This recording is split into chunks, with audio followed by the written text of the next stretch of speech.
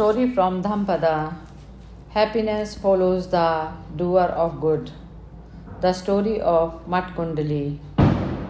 While residing at the Jetwana monastery in Savatthi, the Buddha spoke this verse with reference to Matkundali, a young Brahmin.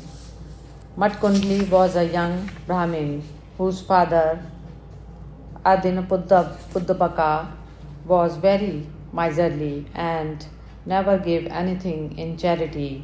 Even the gold ornament for his only son were made by himself to save payment for workmanship. When his son fell ill, no physician was consulted until it was too late. When he realized that his son was dying, he had the youth carried outside onto the veranda so that people coming to his house would not see his possessions.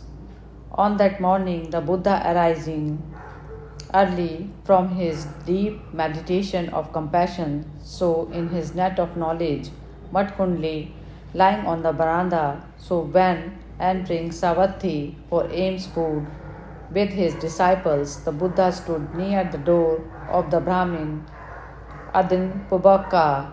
The Buddha sent forth a ray of light to attract the attention of the youth, who was facing the interior of the house.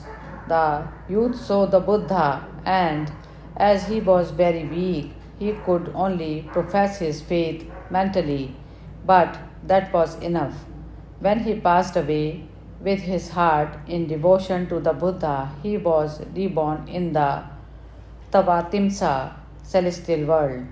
From his celestial abode, the young Matkundali, seeing his father mourning over him at the cemetery, appeared to the old man in the likeness of his old self.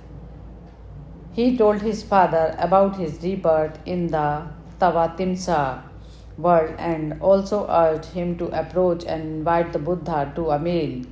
At the house of Adinapuddapaka, the question of whether one could or could not be reborn in a celestial world simply by mentally professing profound faith in the Buddha without giving in charity or observing the moral precepts was brought up. So the Buddha invited Matkundali to appear in person.